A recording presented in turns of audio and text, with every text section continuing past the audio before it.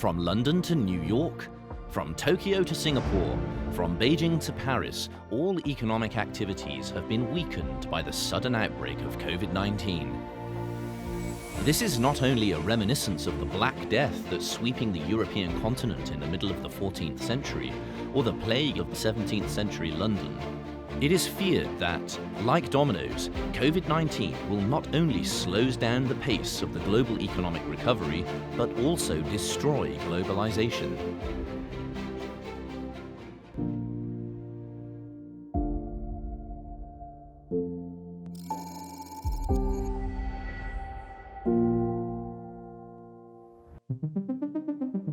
Costco Shipping is the important carrier to get through the lifeblood of the economic globalization. Costco Shipping ranks first in the world in terms of comprehensive capacity. How does such an industry giant, which is closely related to the global economic trends, perform in the globe when the COVID-19 is spreading?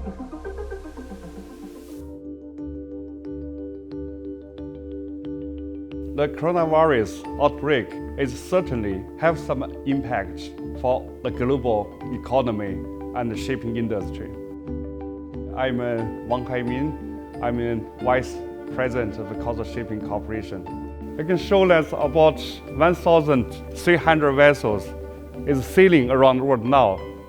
We worked 7 days, 24 hours, even under the severe situation, to guarantee these supplies on-time delivery. Up to now, we have transported more than 120,000 tons of medical supplies. Since February 10th, we have about 1,035 subsidiaries in China resume work. We believe when the outbreak is faded, the demand will rebound rapidly. China's importance in the global supply chain and the industry will not be undermined. The WHO judges that COVID-19 is not only a super epidemic that spreads across the globe, but also a large infectious epidemic that might be controlled for the first time of human history. David Gossett, a French scholar living in Shanghai, agrees with this view. He also gives a long-term forecast of China's development.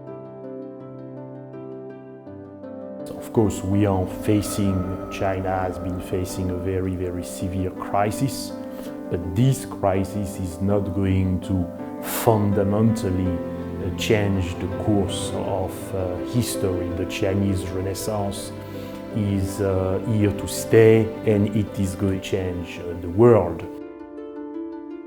My name is David Gossett. I have established the Europe-China Forum in 2002 in order to deepen the links between Europe and China.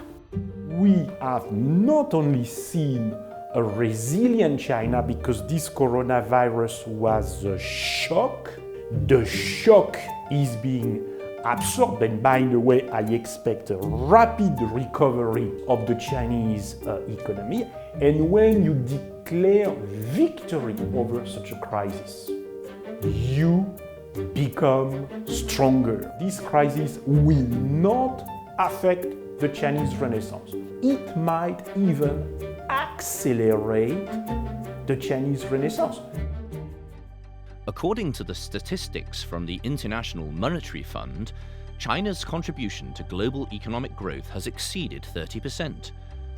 Professor Ian Golding is one of the most authoritative scholars on globalization. In his view, this epidemic has made the world realize China's huge influence in the global economy, and its engine is still full of power.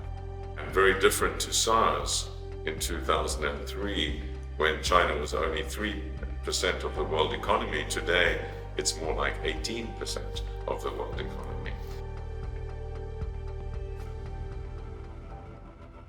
I'm Ian Goldin. I'm the Professor of Globalization and Development at the Oxford Martin School in Oxford. These risks, like we saw in the financial crisis, the super spreading or the financial crisis, cyber attacks and viruses, and we see the super spreading of pandemics.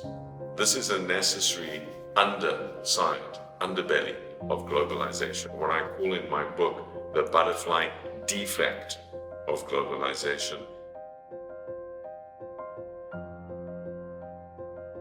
Globalization has been a force for immense progress in the world, including in China. It is the reason why China has grown so quickly over the last 30, 40 years, because it has opened up to the world and become part of the global economic system. What we're seeing now with the coronavirus is a shock to China and to the world. It will slow growth, but this will be a temporary phenomenon. I think we will see recovery, and in fact there might be even some higher level of growth as we catch up with what has not been done during the period where there's been quarantine and disruption to supply chains. So I do not see a disruption to the long-term trend.